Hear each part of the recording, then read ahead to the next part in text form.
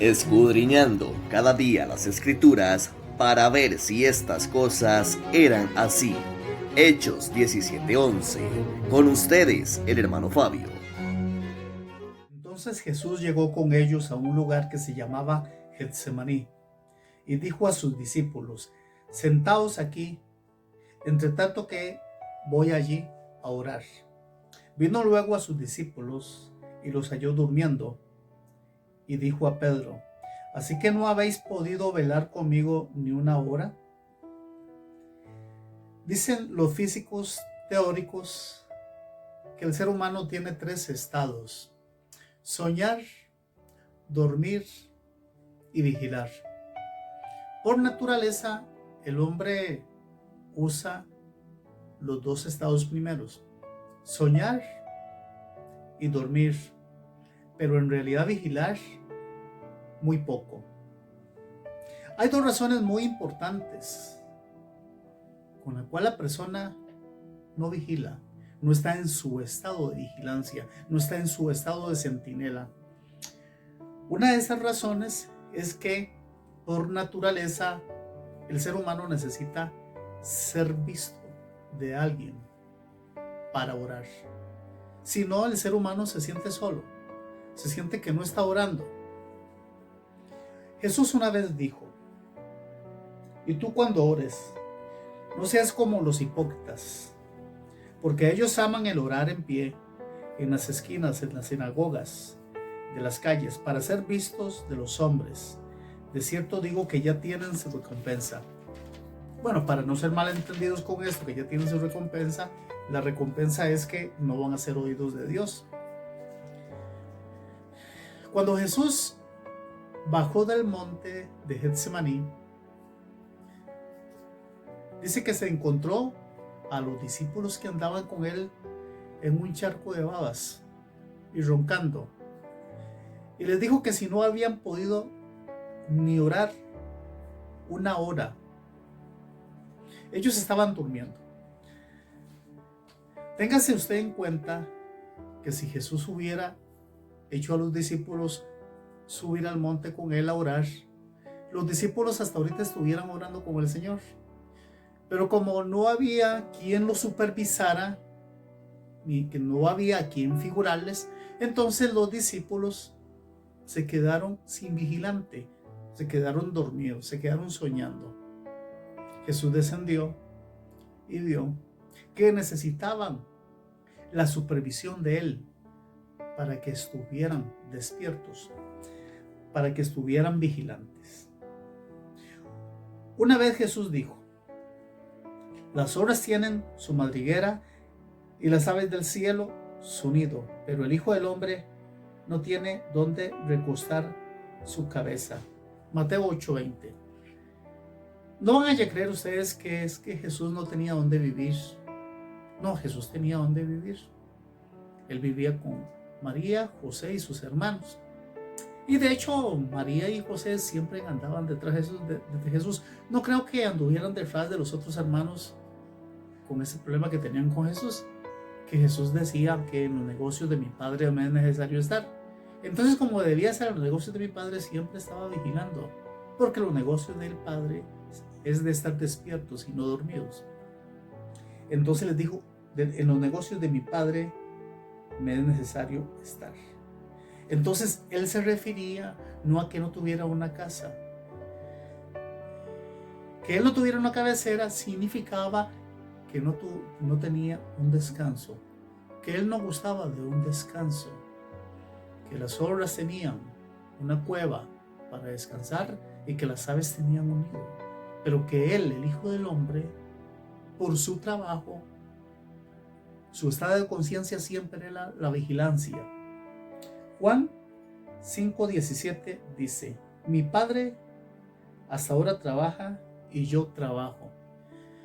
Jesús pasaba trabajando hasta los días de descanso. Los días prohibidos por las normas, por la ley judía, él pasaba siempre trabajando. Él pasaba haciendo sus milagros, haciendo sus multiplicaciones de comida para que la gente gustara de alimento. Jesús trabajaba aún en descanso. Él no era soñador, él no era de dormir, él era siempre con su estado de conciencia vigilante. Dice la Biblia que una vez se acerca Jesús a un estanque donde esperaban, dice, anualmente, de año a año, el movimiento de unas aguas. Y había un hombre que estaba tirado ahí porque no había quien lo ayudara. Entonces Jesús se arrimó a este hombre un sábado y le dice: ¿quieres que Dios te sane? El enfermo le respondió: Señor, no tengo a nadie quien me meta a la piscina. Cuando el agua se mueve, cada vez trato de meterme, alguien se vuela primero. Al pobre hombre solo se le movía el agua en días de reposo. Y le aseguro que en días de reposo nadie ayudaba, porque el hombre está soñando y está durmiendo.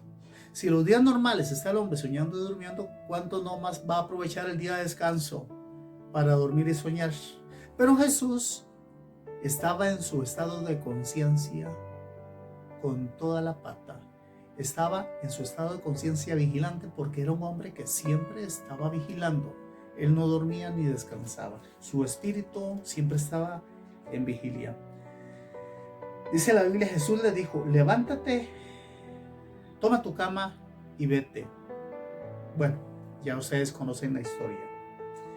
Esto sucedió un sábado, esto sucedió un día de descanso, un día en que Jesús no tenía que hacer ninguna función según la ley. Según las normativas judías, Jesús no tenía que levantar ni una hormiga del suelo. Sin embargo, Él hizo una sanidad gloriosa, majestuosa, porque su estado era vigilar, y Él vigilaba con misericordia y con amor. Su estado de conciencia siempre era vigilar. Cuando un cristiano ora, por lo general el cristiano necesita ser oído, ser escuchado y estar en un grupo, estar en una reunión gregaria, una reunión donde haya gente, donde Él sea visto, donde pueda ser aplaudido. El cristiano necesita que la gente sepa de que Él está orando. Y si nadie lo ve, dice: oré una hora, me volé una hora en oración. El cristiano necesita esa gloria del hombre para que alguien le reconozca que Él es un siervo de Dios y que Él les pasa en oración. Cuando usted se topa a una persona creyente, lo primero que le preguntan a usted es: oiga, ¿usted se congrega?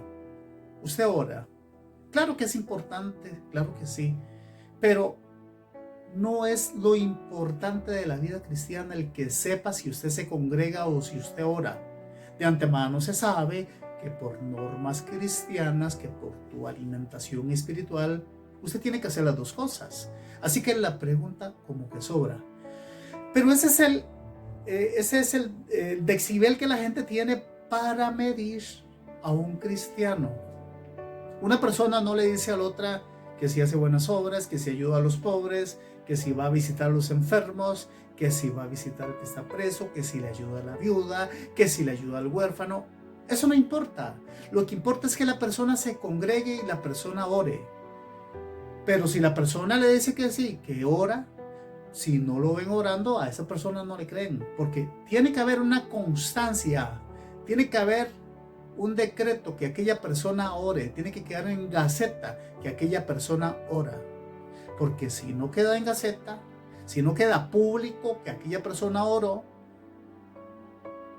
nadie le va a creer. Si usted no va a la iglesia, créame que lo van a calificar como no es cristiano. Pero si usted siempre está en una viva llamita solo con tu Dios, nadie te va a tomar como creyente, se lo aseguro. Porque el cristiano lo que necesita es ser reconocido. El cristiano lo que necesita es darse fama de que está orando. Y eso es un problema, desafortunadamente, del ser humano. Y eso es estar soñando y estar durmiendo. Eso es no estar vigilante. Entonces Jesús nos da un ejemplo en Mateo 5. Mas tú, cuando ores, entra en tu aposento y cerrada la puerta, ora a tu Padre que está en lo secreto. entra en tu aposento. Parece que como que la oración es algo privado, es algo así que usted con Dios, Dios conmigo, que no haya nadie, que no haya nadie que te vea en tu aposento, donde solamente Dios esté en la relación íntima, usted con Dios. Pero hoy en día no es así. La gente necesita que alguien esté viéndolo para que le mida el tiempo, para que le ponga un cronómetro en las campañas de oración. Usted puede ir a la iglesia tuya en las campañas de oración y verás que hay un tiempo para orar. Y después todos se ponen de acuerdo para que cada quien le toque una oracioncita para que todo el mundo se sienta satisfecho. Pero generalmente en sus casas, en su recámara, en la montaña, en su intimidad, en el trabajo, nadie está pegadito con Dios, porque no hay nadie que lo vea. Si la oración viene de acá, el Espíritu se conecta con Dios directamente. Esa es la oración que el Señor quiere. No es una oración donde te aplaudan, no es una oración donde nadie entienda nada, no es una oración donde se oiga los gritos. No, eso no es oración. Eso es desorden. Dios quiere que usted ore a Él como Jesús le dijo: espérenme que voy allí, voy al aposento, voy allí. Ellos se quedaron ahí dormidos porque no fueron allí. Ellos se quedaron roncando, porque generalmente cuando hay una reunión, la gente les gusta que alguien nos esté supervisando. ¿Quién es alguien? El apóstol, el pastor de jóvenes. Tiene que haber alguien supervisando para que sientan que están orando. Y el pastor va como con un látigo, viendo a ver quién está orando, quién no, quién está con los ojos abiertos, quién está con los ojos cerrados, ahí pasando con un látigo. Eso es esclavitud. Eso no es en ningún momento orar. Dice Efesios 6: por los demás, hermanos míos, fortaleceos en el Señor y en el poder de su fuerza, vestido de toda la armadura de Dios para que podáis estar firmes contra las asechanzas del diablo. Les digo nuevamente, en nuestra física teórica espiritual, nosotros los cristianos debemos de estar siempre en vigilancia. Usted no se le puede ocurrir estar un minuto sin oración, un minuto sin estar vestido de la armadura de Dios.